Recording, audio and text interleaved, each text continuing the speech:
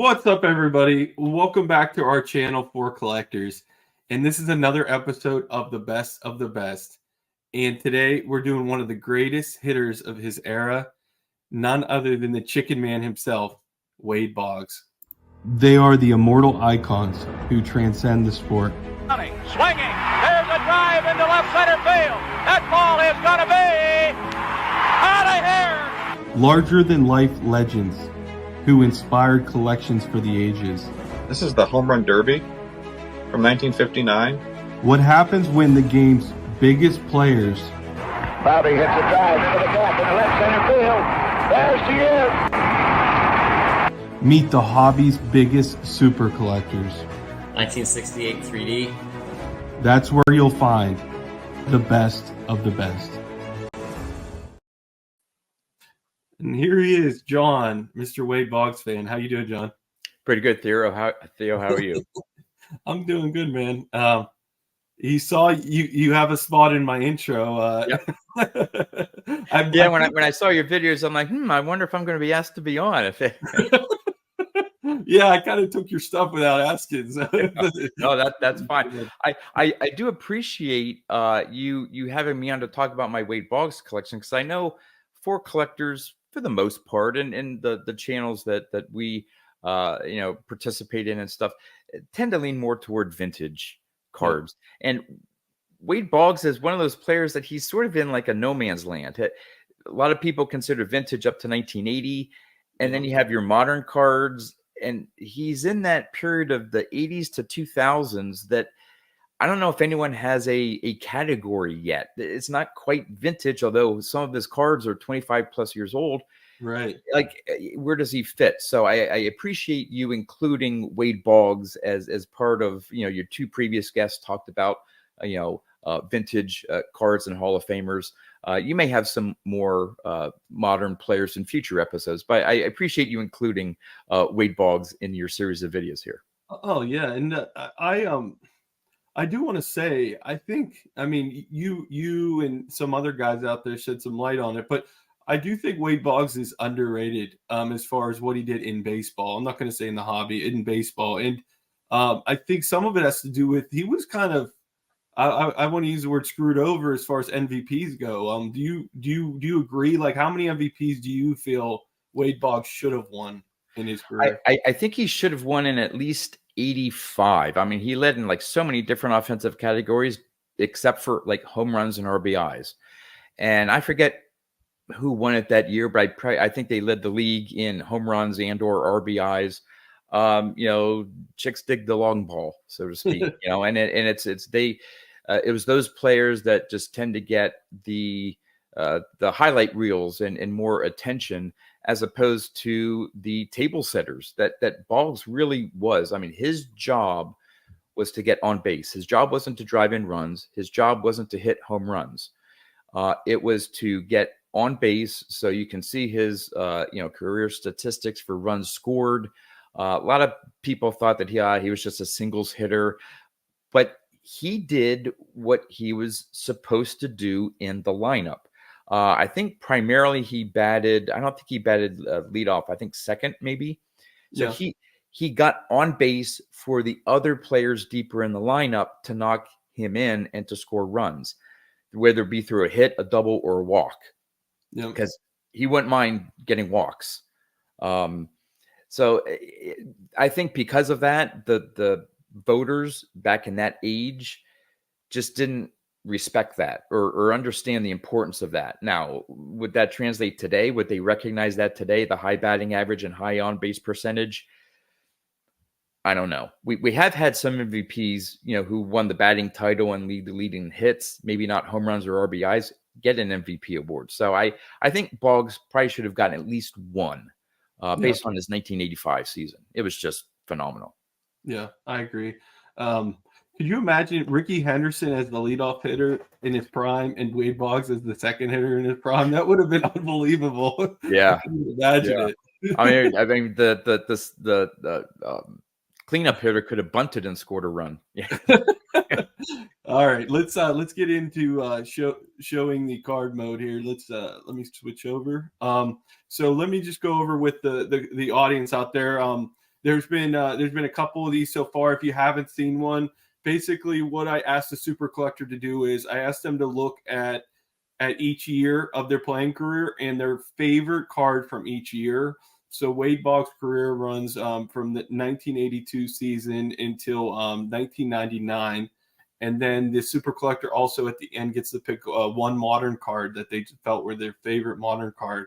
The reason why this one is so interesting compared to maybe some of the vintage collectors is I think you had the most options and might have the most options as far as anybody I have on the show. So how many playing days, different cards do you have of Wade Boggs? So I'm sure the choices were hard for you.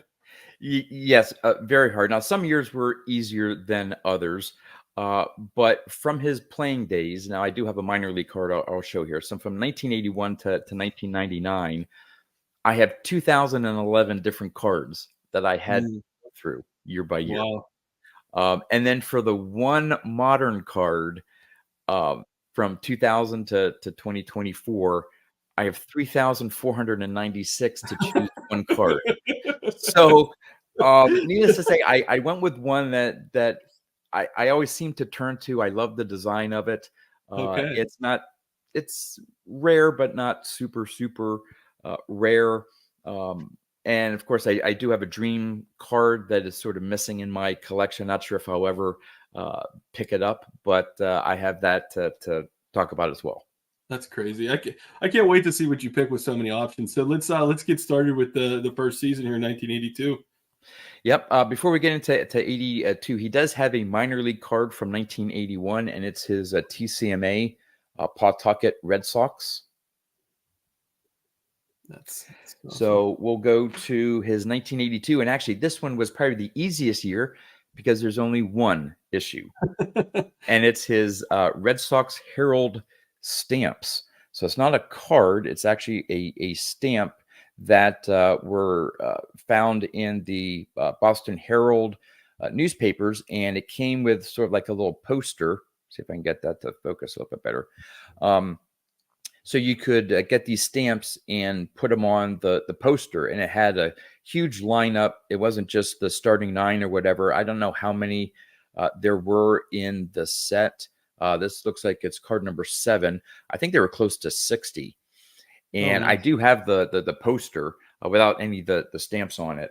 But yeah, that 1982 was pretty easy for me to choose. That's really cool, though. I like that. It reminds me of the old top stamps. Yeah. 1983. All right. 1983 is his rookie year. So rather than pick his Topps, Donruss, or Fleer rookie card, I went with his 1983 Topps stickers. I just love the image of Boggs there. And it's technically one of his rookie cards, but not many people think of it or talk about it. It's just they look at the 3 major cards. So here's the back. All right. So that's the Topps version. Wow. I also have the O-Pee-Chee, which has the different back to it. You can see O-Pee-Chee down there. Nice. And then I also have an uncut panel with Boggs on it, Jim Rice. I'm not sure who the other players are. Jesse Barfield, maybe. I'm not sure who the Blue Jays are, but that's an uncut panel from that sticker set.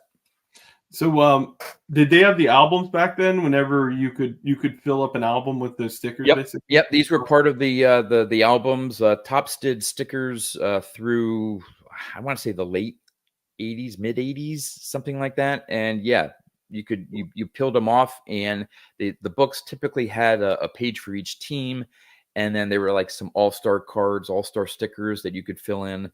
I don't have it anymore. I don't know what happened to it, but I think I did have a sticker book way back in the day from one of the early 80s years, and I think I had it pretty much full, but maybe not complete. Again, it was one of those few things that got thrown away probably. Okay, 1984. All right, 1984. Again, I went a little. I'm trying to pick cards here that aren't standard run-of-the-mill issue cards, and I decided, even though his 84 Topps is one of my favorite cards, I have over 1,000 1984 Topps Boggs cards. just to show how crazy I am. But I didn't choose that one, and I chose his 84 Drakes. It's a very similar image to his 84 Topps card, but just love the overall design of it and his swing in that. And it does have, those Drakes do have the standard back design of the 84 Topps. Nice. Very cool. Okay, 1985. All right, 1985. I did go with a somewhat standard card just because I like the image and it just shows Boggs' mentality in hitting. It's his 85 Donruss, and I have this one here, one of the few Boggs cards I have graded in a PSA 10. Let's see if I can get the glare away here. And as you can see, he's just watching the ball coming into the catcher there, and just he had such a great eye at the plate. He'd watch that ball go all the way through, and so that's just a classic image of Boggs there. And this PSA 10, it's only one of 30 that have been graded a PSA 10, just because of the black borders and centering issues. Nice. I read that he I think it was in high school, his dad had him read the Ted Williams book, and it made him more of a patient hitter, and that actually helped him a lot, I guess. Yep. Which is really cool. And I forget what the stat is, but he had a crazy average when he had 2 strikes against him. I mean, with most batters, they either tense up, they nail it. Okay, I got 2 strikes. I got to look for my pitch. Boggs was like, 2 strikes, no problem. The other crazy stat is in his career, his K percentage was lower than Ted Williams.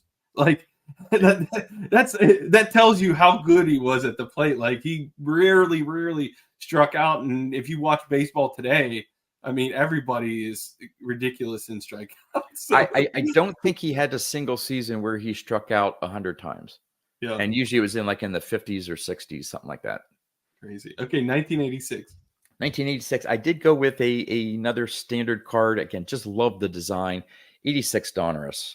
Oh, yeah. Just, I don't know. Just that portrait image of him. Whenever I see this card, I love the 86 Donruss design and just had to go with that. Now, I do have an honorable mention since this is a standard card, and it says Quaker Granola. Again, just an oddball food issue card. No, not rare. You can find it in probably nickel boxes, but it's just a neat design. Did that actually come in the granola boxes? Yeah. Oh, now, okay. I don't know. My guess is they were in, wrapping, cellophane wrapping within the granola bars. But wow. Yep. That's cool. So, yeah. Okay. 1987. 87. All right. I went with Classic. The company Classic came out with sort of these baseball games, and they had sets of cards and stuff. And I had to pick this one because he's featured with a chicken. So Chicken Man, which for those who didn't know, I believe Jim Rice gave him that nickname because of eating chicken all the time. And so he started calling him Chicken Man. Now, the standard back is a yellow back. So this is actually from the Update series from 1987. But there's a version where the standard cards, not the Update, had a green back. Nice. So not too rare. The yellow back has a print run of 100,000, and this has a print run of 50,000. Yeah, it's a great set. Okay, let's get into 1988. Okay, 1988. I decided to go with a card that has a similar thing to a vintage set, the 64 stand-ups. So this is the Donruss pop-ups. So again, you can pop the card out and fold it around and sort of have it stand up, just like the 64 cards. But just thought that was a cool example of a card from the late 80s.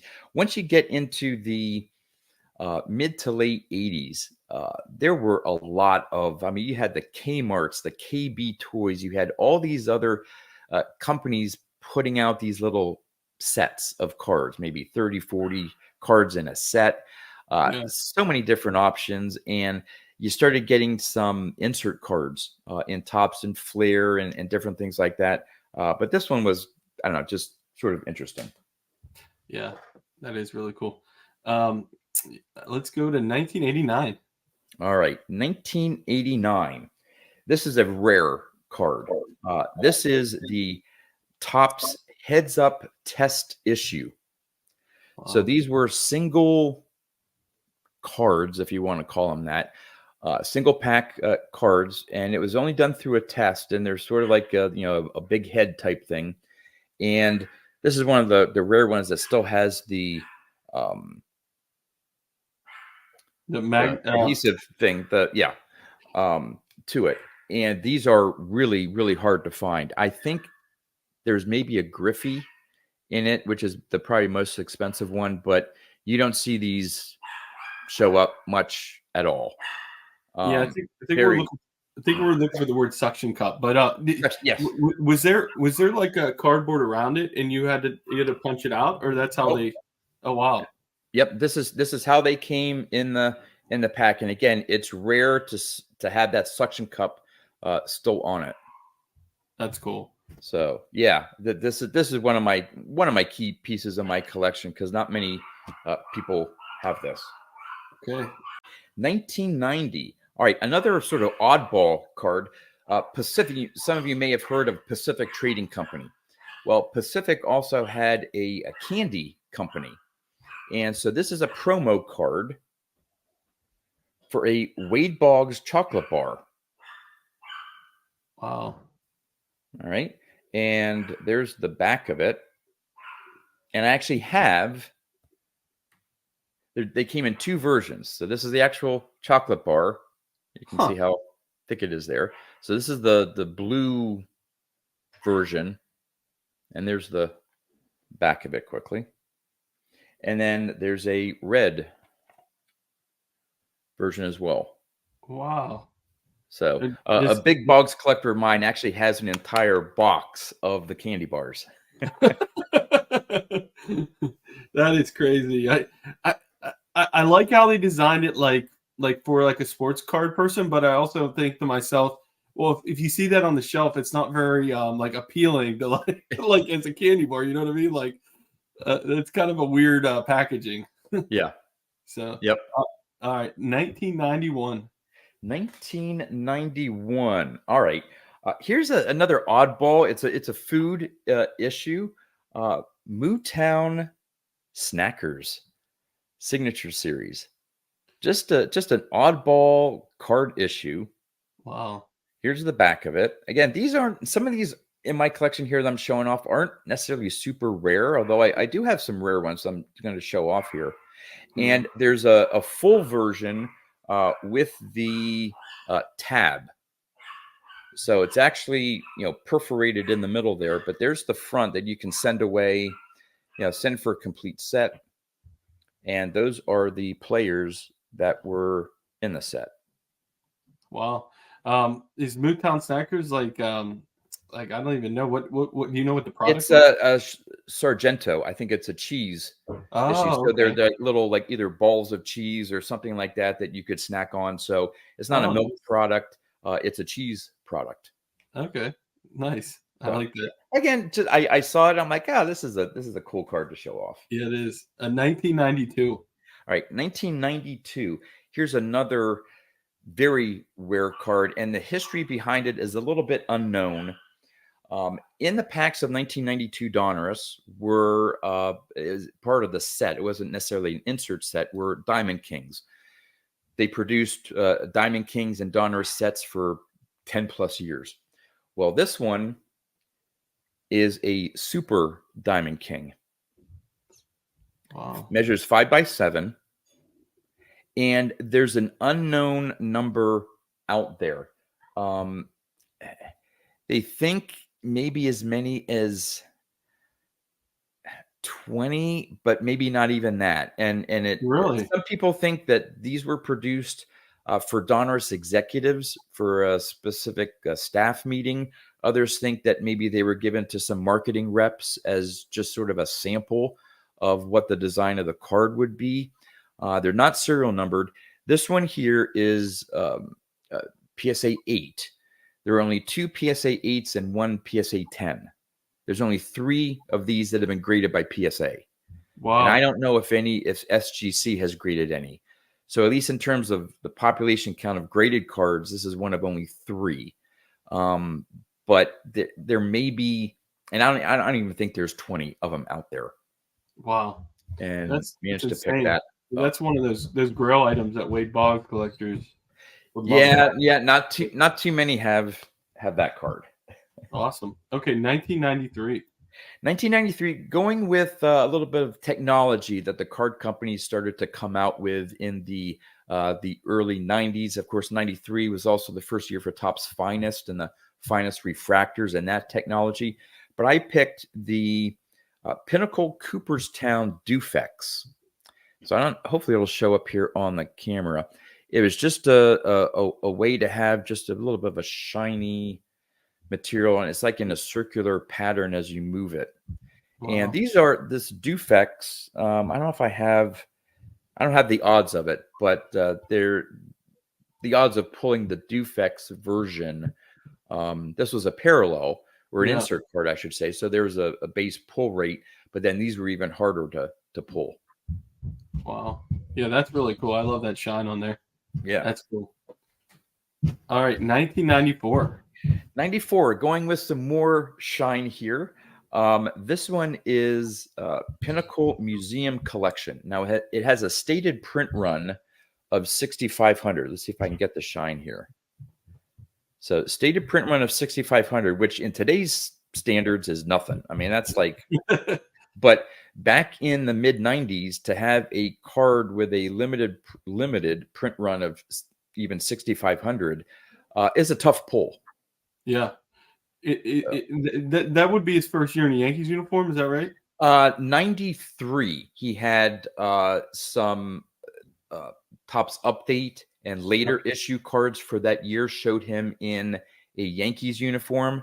Because in 1993, he moved over at the end of the 93 season, signed with the Yankees. So, what was it like in Boston when that happened? Do you remember? I think a lot of Boston fans, and some of them even to this day, don't understand the story of why Boggs left Boston and why he signed with the Yankees. I'll be very brief. The owner at the time wanted to sign Boggs to basically a lifetime contract to be a Red Sox for life, and Boggs wanted that. Unfortunately, in the offseason, she passed away. New ownership came in, and they wanted to go in a different direction, younger direction at third base and maybe other positions, and they didn't even offer him a contract. It wasn't like he declined, like, no, that's not enough money or this. So he was basically out of a job. Wow. Red Sox didn't want to sign him. So he's like, hey, I can still play a few more years. Who wants me? And the Yankees said, we'll take you. And he's like, I think they offered him like a 3-year contract. And so he went to play for the Yankees. It wasn't a, hey, screw you, Red Sox, I'm going to play for your biggest rival, Yankees, and teach you a lesson. It was, he still had years to play. Who wants to sign him? And it was an East Coast team. So he signed with the Yankees, but it wasn't out of spite. And he wanted to be a Red Sox for his entire career. Wow. It just happened that the previous owner passed away. I think it was Mrs. Yawkey at the time. And the new ownership group that came in or took over chose not to want to sign Boggs. So that's really what happened. Yeah. Well, thanks for sharing it. Let's go to 1995. All right. A little bit more shine here. Now this was there's an insert card called Gold Rush. And then if you collected all the Gold Rush inserts from a particular team, you can send that in for a platinum team version. So I don't have the print run, but it just has some more shine to it. And this is the platinum team. So this is a redemption off of a collection of insert cards within 1995 score. Wow, that is a cool looking card. Yeah, I like that. The Yankees, it's a good match with the Yankees too, actually. Yeah, his bat's sort of hiding his face though, but it's yeah, it is.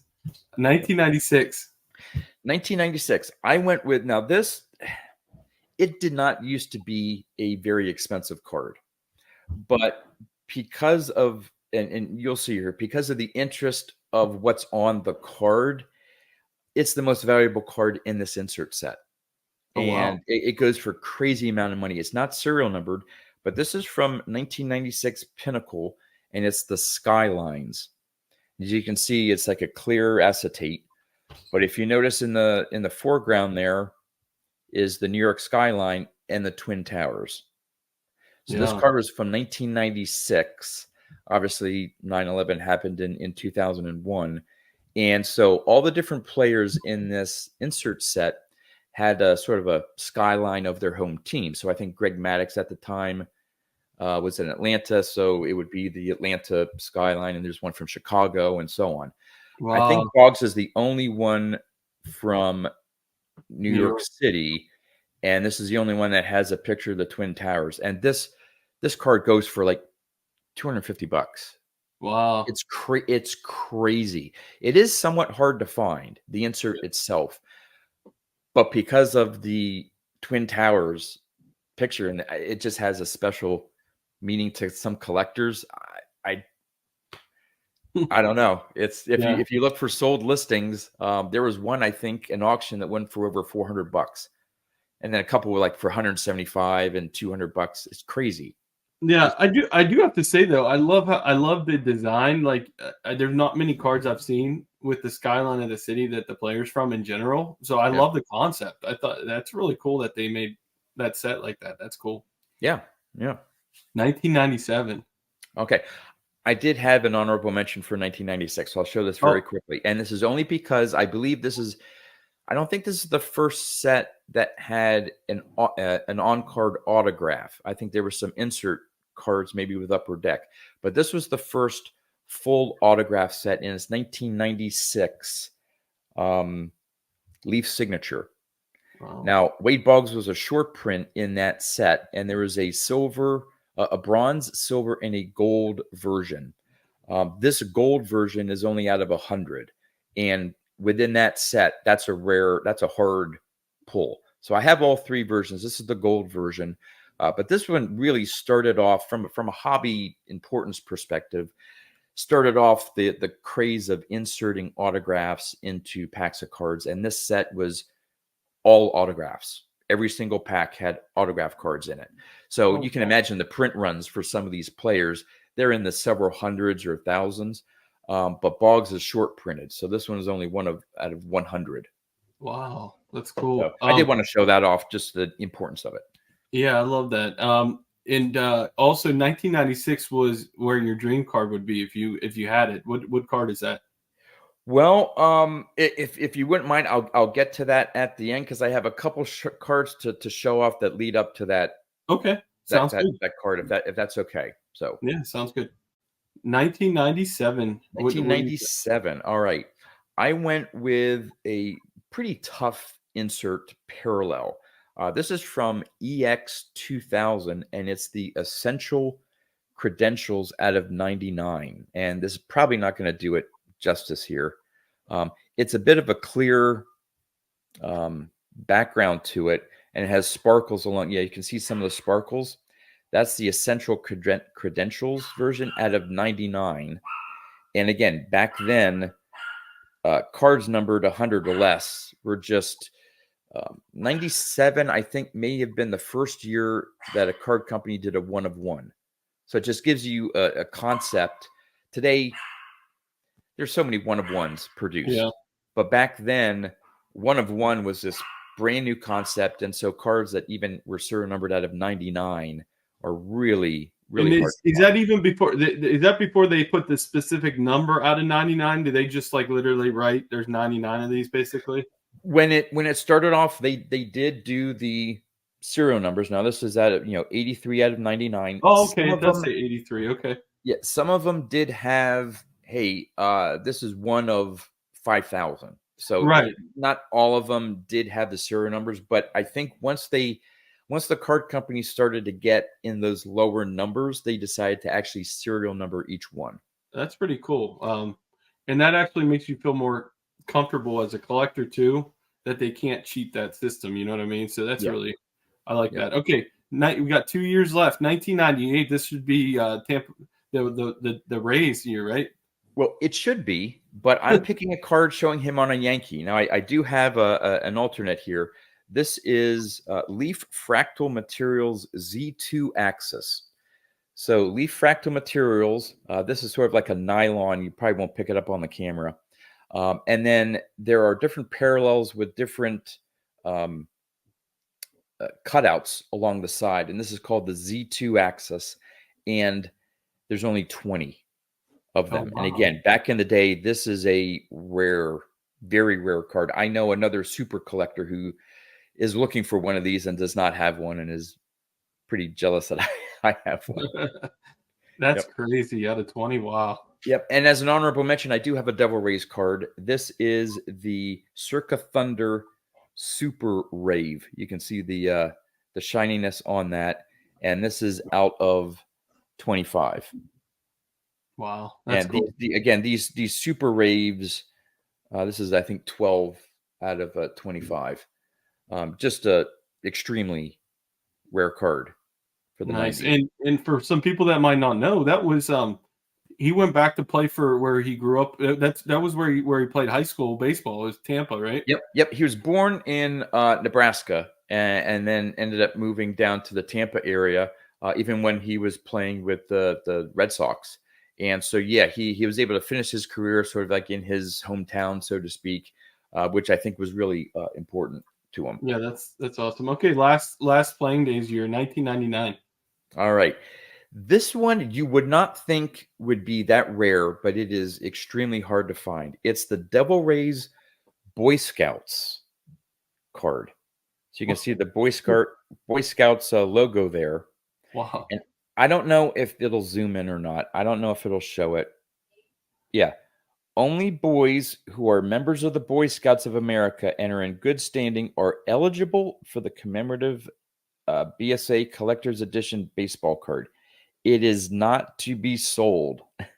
Limited edition, one printing only. So Wow. Boy Scouts were given this card, and they probably just had it in shoebox, and some people just started, hey, I'll put it up on eBay. But I don't know how many were made. It said one printing only. But these are really hard to find.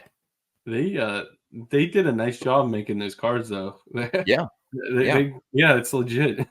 And there's another one here that most people don't realize how rare it is. I won't show this other one here in interest of time, but this is Pacific Prism. Okay, now this is a red parallel that's found in retail packs. Okay, so normally retail pack inserts, one every so many packs or whatever, pretty easy pull. Yeah, you'll find this. If you find any Pacific Prism Reds from 1999, I don't care what player it is, pick it up. Because the odds are there's supposedly only 123 printed. The odds of finding it in a retail pack are 1 in 97 packs. wow. This is one of those ones that you can easily miss or people don't think are valuable. And those Pacific Reds are really hard to find. Wow. All right. Cool. I know we're getting a little bit past here. Modern card, of course, I had a lot to choose from. Yeah. My sort of go-to card is this 2004 SP Game Used Patch 3000 Hit Club autograph out of 10. Just love that image of Boggs, the purple. I don't know, it pops. And the main thing, if you look at that patch, you say, what the heck? That's not a Red Sox patch. It's not a Yankees patch or a Devil Rays. This was part of a, I don't know which anniversary, 40th anniversary or something like that, Jackie Robinson special jersey patch. And this is part of that Jackie Robinson patch. Well, so the Jackie Robinson patch was on his Devil Rays uniform? I don't know if it was Devil Rays or Yankees at the time. I don't know which year. Okay. I think I want to say a 40th anniversary. So if it was 40th, that would have been 88, right? From Jackie Robinson. That would have been the Red Sox. If it was the 50th anniversary, it would have been 98, so it would have been with the Devil Rays. So I'm not sure whether it was the 40th or 50th anniversary. Could have been the 50th. I have to do a little bit more research, but I was That's so told cool. that this came from a Jackie Robinson special patch that all the players wore that Right. particular year, and that's a piece of that particular patch. Wow, that's cool. That is cool. You do have I'm sure you do. You do have some bat knobs too, right? Some I have one bat knob, a 1 of 1, showing the number 26 of a Red Sox that's game cool. used bat. That's Yeah, awesome. from Topps Tier 1. And I think it was the first year that Topps Tier 1 did at least a Boggs bat, 2014, something like that. Wow. So you wanted to end with your dream card, you said? yes. For Boggs super collectors, there are sort of like the big six, like 6 rare cards that any super collector sort of needs to have in their collection. I have 5 out of those 6, and you can extend it to maybe a big 10, top 10. The first big one is 98 Donruss Crusade Red out of 25. So hard to find. Oh. The next one is 97 Pinnacle Totally Certified Platinum Gold out of 30. Another one is 99 Fleer Tradition Starting 9. There's only 9 of these made. Oh my gosh. Again, these are so hard to find. 99 Metal Universe Precious Metal Gems. You hear a lot of the basketball, like the Jordan Precious Metal Gems and stuff. Well, for baseball, for 1999, these are out of 50. So this is on like the big 6. I also have the 1 of 1 Gem Master. What? So not only is the precious metal gem sought out, I actually have, and it says, you probably can't see it, it says the only 1 of 1 Gem Masters. Oh my gosh. What would some of the other Boggs guys give you for that?